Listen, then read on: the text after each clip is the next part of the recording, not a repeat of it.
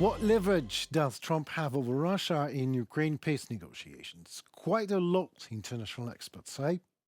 Second topic, Ukrainian sailors held captive by Houthis are saved by HUR, Ukrainian Intelligence Special Forces. In a Blitz interview, senior fellow of the Estonian Foreign Policy Institute and former head of the Russia and Eurasia program at Chatham House, James Scher, we talk about 100 years partnership declaration between Ukraine and the United Kingdom, what comes out of it for Ukraine and for Russia, as crazy as it may sound. Good afternoon, my name is Nikin and we are UATV English, an English-speaking Ukrainian state media in constant persuasion to deliver hard truth in easy terms for the whole free world directly from Ukraine. While the group of 7 countries and the previous US administration under President Joe Biden imposed economic sanctions on Russia that looked heavy shortly after the 2022 full-scale invasion of Ukraine, they included significant carve-outs aimed at not disrupting too much the global energy markets. After a contraction in 2022, aggressive defense spending contributed to Russia's economic growth for the past 2 years, suggesting the effects of the sanctions has reduced after Russia's economy adjusted and discovered workarounds. Sanctions are the best leverage we have, said Edward Fishman, a senior research scholar at Columbia University Center on Global Energy Policy and author of the forthcoming book, Choke Points: American Power in the Age of Economic Warfare. But Russia's economy is now showing cracks, said Fishman, and in the last 10 days of the Biden administration, the US imposed pretty significant sanctions on Russia's oil and gas sector that meaningfully enhanced the pressure on Russia's economy. The last-minute sanctions from the outgoing administrations are likely intended to provide Trump with a strong negotiating hand in future talks. The new sanctions close many of the energy loopholes and could reduce Russian oil exports by between 500,000 and 1 million barrels per day in the short term. Only days after US President Donald Trump returned to the White House, he dialed up the heat on Russia with threats of sanctions, more sanctions, tariffs, and negotiating the hard way, as he said, if Russian tsar fails to come to the table for a peace deal with Ukraine. Trump has repeatedly promised to push for a swift peace settlement once in office, prompting fears for some that he might pressure Kiev towards painful concessions or, at worst, what would amount to a surrender. His recent actions, however, suggest the opposite, that Trump could be ready to take a hard line with Russia. If a deal is not reached, I will have no other choice but to put high levels of taxes, tariffs and sanctions on anything being sold by Russia to the United States and other participating countries. Donald Trump, the President of the United States of America. Take a look at that face you're about to see now.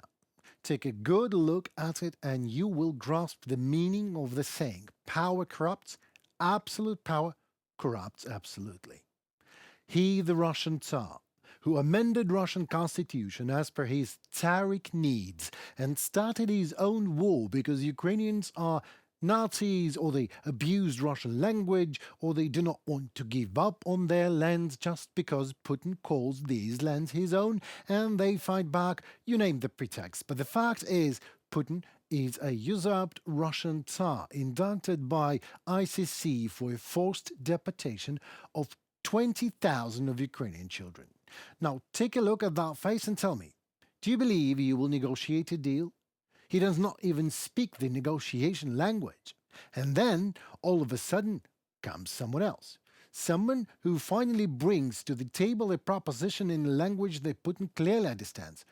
Just as all the thugs do, he himself, Putin, talks solely that language, the language of force. Like or dislike Donald Trump, all you like, but both of his terms were the result of democratic elections. To good or bad, that we yet to discover, but these were elections. While in Russia, it is what it always is in Russia, the full, concrete and absolute absence of any choice, which is interpreted by the Russian nation as a blessing from above, since Russians fear nothing more than freedom of choice. They are not used to that language of making any choices. They always, by centuries, have been forced to it. During the Soviet time and even the crumbling of the Soviet regime itself was a forced event. They did not have to do anything else but obey the prevailing force. All Russians have learned in centuries is to do exactly that. And that is what they choose. Putin. He never took any free choice from Russia, there never was one. And so Donald Trump is talking to Putin and his no choice nation in a language that they do understand genetically perfect. It is my way or my way anyway, just the hard way. Regardless of how Trump chooses to wield the military and economic leverage available to him, Trump will need to use diplomacy to bring Putin to the negotiating table and secure a peace deal. Any diplomatic maneuvering will need to not just include Ukraine and Russia, but to take their allies into consideration. How exactly, you might ask? Well, take a good look at Olaf Scholz of Germany and do exactly the opposite. 3 Ukrainian sailors held captive by Houthis militants for 14 months returned to Ukraine finally on January 25th, Ukraine's military intelligence agency HUR reports. The Yemeni rebel group captured the Galaxy Leader commercial vessel and detained its crew members in November 2023 as part of attacks on ships sailing through the Red Sea corridor. HUR, that is Ukrainian intelligence service, and the foreign ministry announced the Ukrainians' release on January 23. The Houthis claimed they had captured the Bahamas-flagged vessel due to its connection to Israel. What happened today is the result of the well-coordinated long-term work of a large number of people. The special operation was implemented on the instructions of the President of Ukraine and thanks to the full support of the Royal Office of the Sultanate of Oman. Ukrainian intelligence representative Olha Mosyans. The 3 sailors arrived in Odessa on January 25th, where they were greeted by relatives, the foreign ministry says on a Facebook post. A video or the photos of the return shows the sailors' emotional reunion with their families. The Galaxy Leader's multinational crew of 25 people included sailors from Romania, Mexico, Bulgaria, and Philippines. Authorities in Philippines and Bulgaria, namely, have also confirmed the release of their citizens. US President Donald Trump recently designated the Iran-backed Houthi movement as a terrorist group. Some say potentially threatening efforts to de-escalate tensions in the Red Sea. Well, I say you cannot de-escalate with thugs, pirates, and militant groups, as they take what they want. They rape, they burn, murder, take hostages for ransom, and when you shoot at them, they say, hey, you can't do that. That's an escalation. So maybe we really do Trump's way this time. This time, first time we escalate by shooting at them and then discuss the de-escalation terms and conditions. Senior Fellow of the Estonian Foreign Policy Institute at the International Center for Defense and Security in Tallinn and former head of the Russia and Eurasia program at Chatham House, Mr. James Sher, is on the line with us. Hello, Mr. Sher. It's a pleasure to have you with us. Hello. It's a pleasure to be with you again. Thank you. First question, have you heard anything about that UK-Ukraine 100-year partnership declaration? I have nothing to add. Right. Beyond what you probably know. Right. There is nothing I see in current UK policy that would provide the means to assist Ukraine militarily in a more effective way than it is already doing at the moment. All right. And so it is atmospherically, aspirationally, and of course rhetorically, a very good thing. Absolutely. I've read the document. It is awesome, but yeah. Yes. But the question is, what is necessary to make the means available? My thoughts. Right. It begs the biggest question. not only what the UK is capable of doing, but what Europe as a whole, EU and non-EU, is capable of doing in the absence of military assistance to Ukraine at the levels we have seen since 2022. There's no definitive answer to this question. This is a matter of complete uncertainty because of the uncertainties of US policy, which in part are deliberate. Donald Trump still regards his unpredictability as an asset. Many in Europe do not regard it as an asset. So almost now we're moving into the second week of his presidency, and we're still in a state of profound uncertainty. I think I think the more important issues Well, are much absolutely. bigger. Yeah, indeed. I can't agree more. But my question is, Vladimir Putin, almost never. I've explained it like say, Vladimir Putin, so you don't mix it with with another Putin. So Vladimir Putin almost never publicly reacts on any treaties and declarations, agreements signed by Ukraine. But that one specifically made him nervous as he stepped up with the public comment on that, condemning it, of course. But why would he even react on that?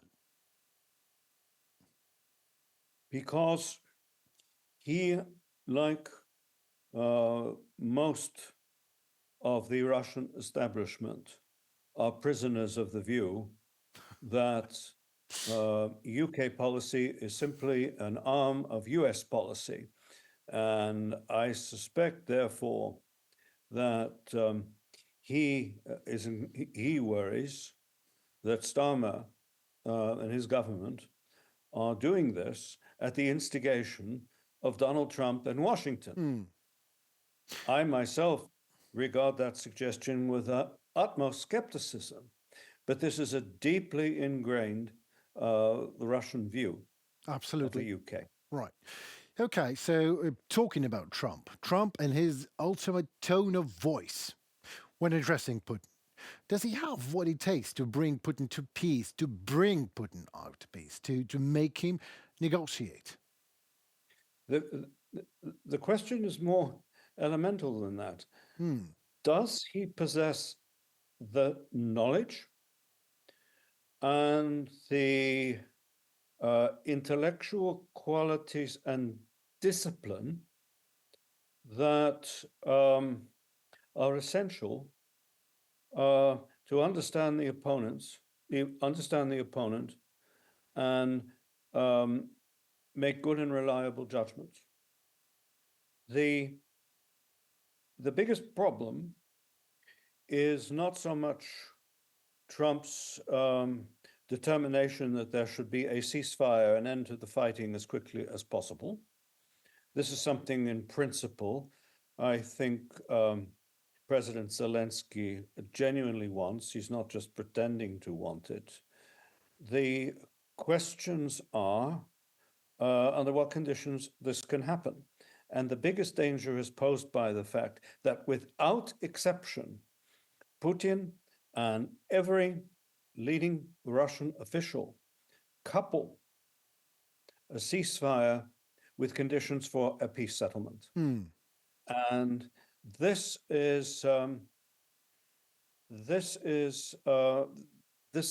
would be an absolutely ruinous course.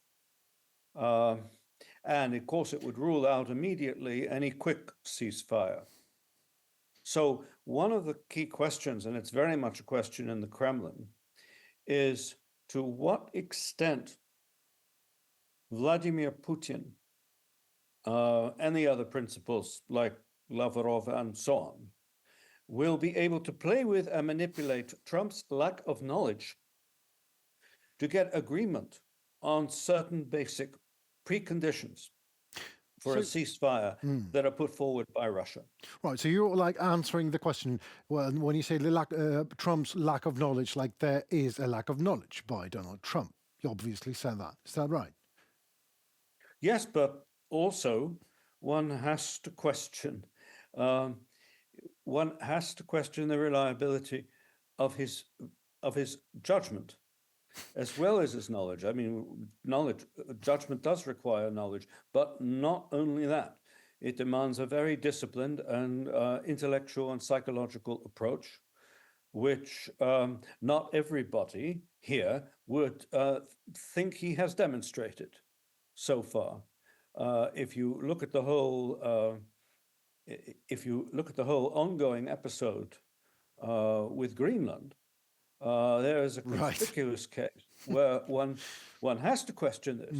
I mean, imagine I personally do not believe take seriously the notion That makes two of us. that the United States and Denmark will end up at war, but they are talking as if this could be the first time in history when two countries go to war because they completely agree with one another. Right. If you look at this, so one still cannot answer why this is being done in this particular manner. And there are other issues of this kind that come up as well. So the key issues are these. We know that even if Putin agreed to impose a ceasefire on all Russian armed military activity, not just on the ground, but drones, other aerial activity, everything. Yes. Tomorrow. Yeah.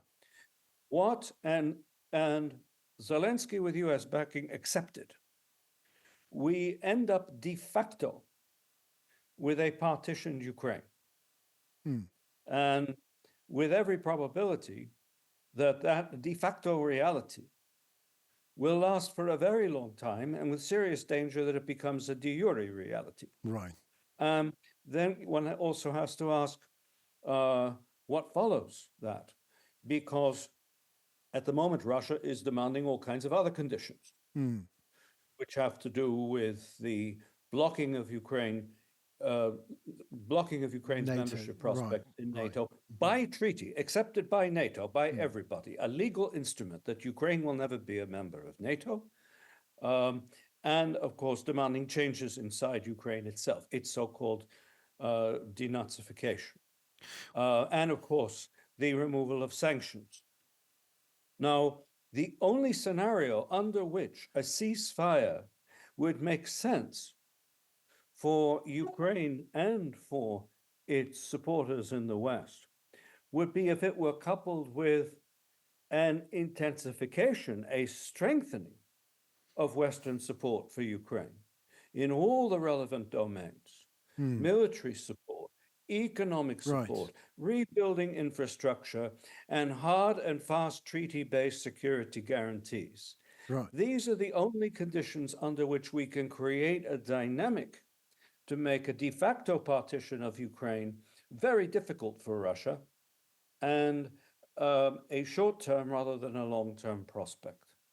Right. Thank you very much for this answer. I was waiting for someone experienced to put it the way you did just. So let me speculate. In a case of a ceasefire, let us imagine it already happened.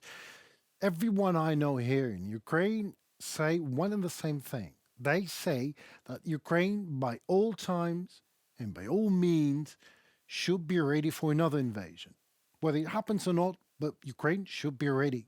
Like living to Russia, that's what it takes. Living next to Russia is to be ready for another invasion, another war. Would you agree to that statement? Well, yes, but I put this more broadly.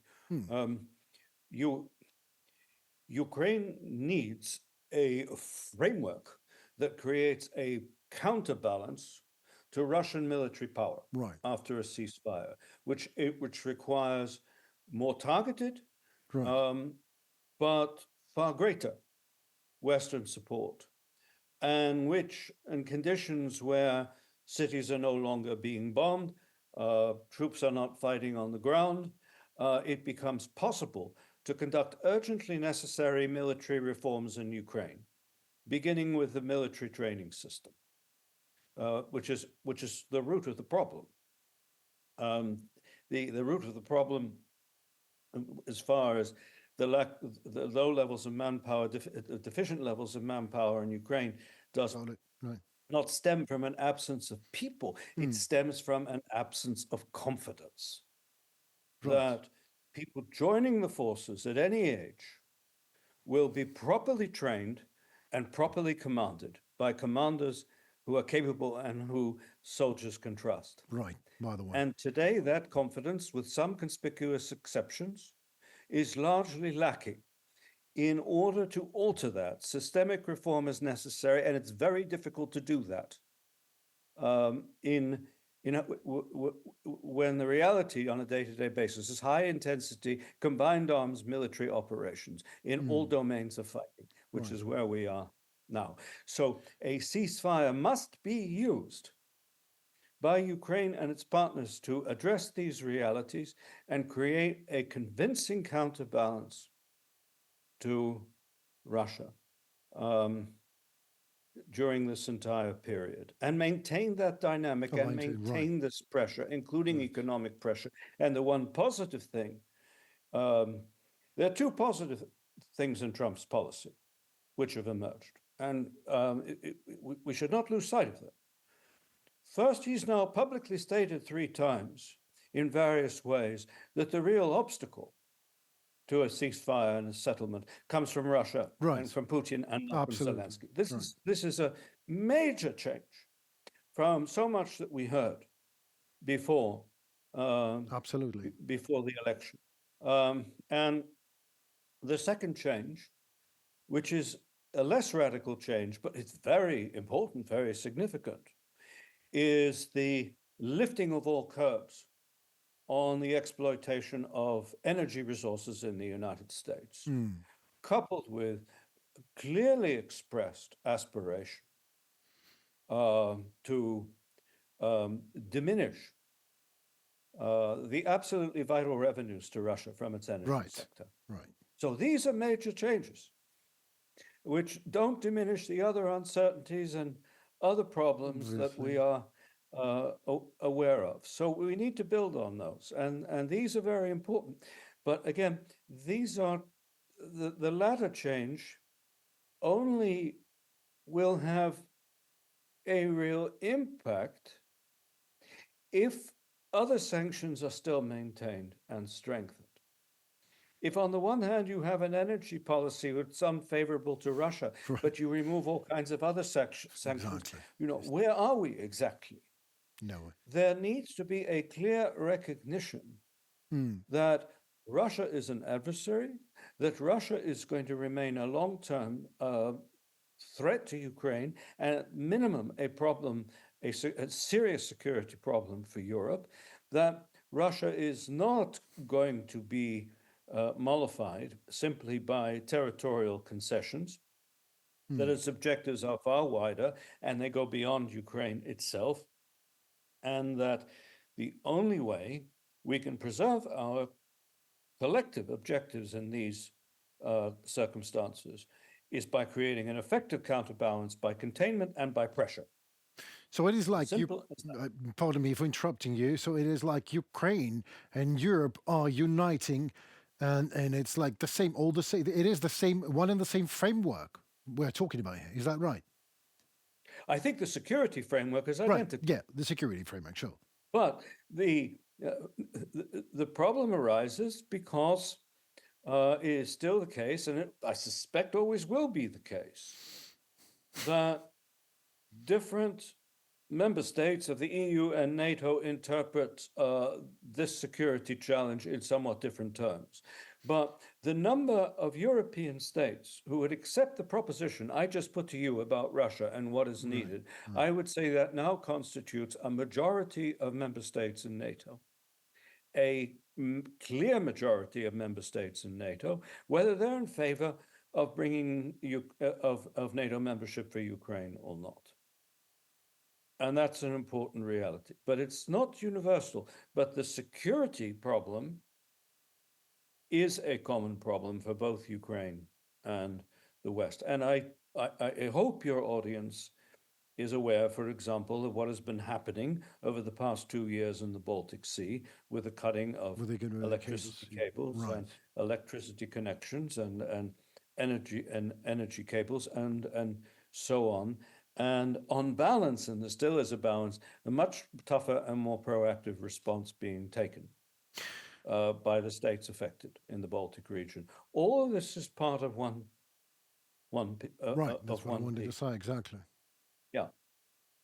Well, So yes, it's a common security problem it that is. in the short to midterm is a threat to the survival of Ukraine, but not an immediate threat so far to the survival of other European states, but can expand in quite a menacing dimension